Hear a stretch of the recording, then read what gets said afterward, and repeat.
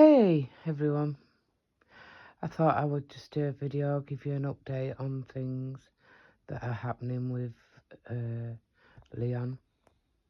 I'm kind of tired, but I'm going to go to bed shortly. Well, things have gone so wrong this week. He had his surgery on Monday. That was 10 hours. That was the longest day of my life. And then I went to see him on the Tuesday, and he was happy, he was cheerful, and, with it, he was spaced out, but nothing untoward or anything like that. He was fine. So I left him, and I came home. I went back the next day, and he just didn't seem himself. Oxygen levels low, heart rate sky high, going through the roof. He just wasn't with it. And the nurses, kind of didn't care. Well, I don't say care, I mean, they just kept turning the machine off when the alarm was going. They wasn't bothered about his oxygen levels. And then I was getting a bit concerned. So I raised some issues with the nurses. I weren't happy with them. I told them that, and I just, at the end of the day, they're there to do a job. They are specialists in the heart field, and they're supposed to be caring, and they just didn't care. And that really wound me up. It really upset me. I didn't stay too long. I don't think Leon knew I was there, but he said he did, but I don't think he did. He had no colour, he was just pure grey. And it was upsetting to see, and I come home and I was crying and so emotional, and I was on this roller coaster, and I'm thinking, I need to get off this, I really do. So went back yesterday it was. Here we go with Fergus snoring. Went back yesterday, and they got him up, and he went to the toilet. He walked to the toilet, which I was so glad about. But then he got super dizzy, so he come back in a wheelchair to his bed. Got into bed, totally exhausted. And then he fell asleep. But he was okay, he was fine. The heart rate's still through the roof, and I'm like, this shouldn't be like this.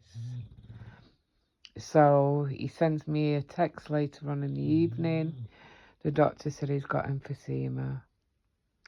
So that kind of worried me. He doesn't smoke. And I'm like, what the hell? What am I going to do? So I thought today I'm going to go in, I'm going to find out what's going on. They kept saying to him that he's going back to theatre. And then it's like, I can't cope with this. So today I thought, right, I've got all intentions. I want to speak to his doctor. Or another doctor who's been dealing with him. So I walked in, and he seemed bright. He's so tired, he's not sleeping. And I really do feel sorry for him. But there's nothing much I can really do but just be there. So he needed the toilet, and he said to me, take me to the toilet. Well, I can't take him to the toilet because of his heart rate being so high. This is why he went in. His heartbeat really high, his mitral valve was knackered, and so they've repaired that. But me thinking, well, his heart rate will, go down and, everything will be fine and dandy. But oh no, this isn't the case. Anyway, the nurses came to take him to the toilet, and his surgeon stroke doctor walks in. Just the person I want to see. So he sat down with me, and I went through everything. The I forgot the word now. Emphysema, his heart rate, the pain levels, oxygen levels. He's on a nebulizer, and I went through everything today. And he's reassured me, and everything's fine. It's just being a bit slower than normal. Leon is actually a slow healer, so it takes a while for him, but under no circumstances is he coming out of hospital until he's right. So, I was chatting to him for a while, and he said he's going to get a doctor in.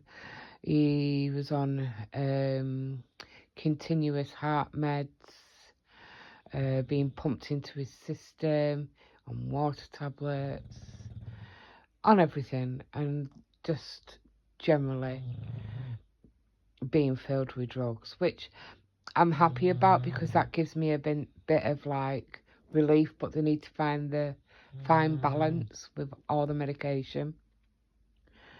So, things like that. Anyway, the nurse came, lovely nurse today, and she says, you ready for your bed bath? And he said, oh, it's okay, my wife will do it. Doesn't he think that I've got enough to do? Anyway, I gave him the bed bath, and he said to me after he went, thank you. He said, I really don't want them washing me. I'd rather you wash me. And I don't mind, And he said he felt so good after his wash and everything, so that was a blessing. So, sorted him all out and took him lots of goodies today to keep him occupied, and I'll get there tomorrow and they'll still be in the same place where I've left him. So he was a bit happier today, so that's good. I'm totally shattered, I'm worn out. Because the travelling, it does take its toll on you, but he's the love of my life and I need to do it. So he's had most of the drains out. He's got one left in his neck, because he had two in his neck. They've took one out this evening and they've left one in. He's got no cannulas in his arms now. He's not got a cannula in his groin anymore. So, it's a slow process with him, but he's getting there. I just miss him terribly. The house doesn't feel like home without him here. And, it's strange. I go to bed and I end up sleeping on his side. And I never do that. But I don't know, maybe because he's scent's on there and I can just like nod off. But I go to bed and then I get up, go to bed, I get up. And I'm not sleeping properly because he's not here. But, it's hard. And I'll get there. But, here we go. This is what I want to say. I want to say a massive, massive thank you to Mick and Nick, Shaz, Ivy, Marsha, Nessie, Amanda and Chris,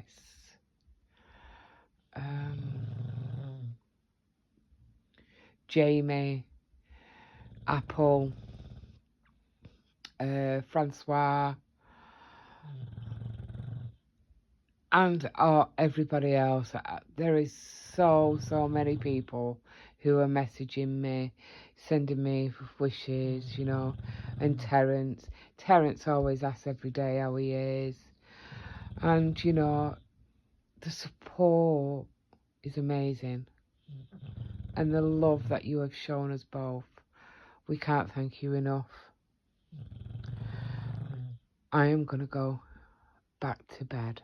I am tired, but I just thought I'd give you an update. So once again, thank you so much for all your love and support. I couldn't have done it without you. And I don't even know how to say thank you. But I really do. Thank you from the bottom of my heart. Have I mentioned Ivy? I think I did. I don't know. I can't remember. I'm tired. So I'm going to go to bed. Love and hugs, everybody. Keep smiling. And I will speak to you all soon. Take care. Good night.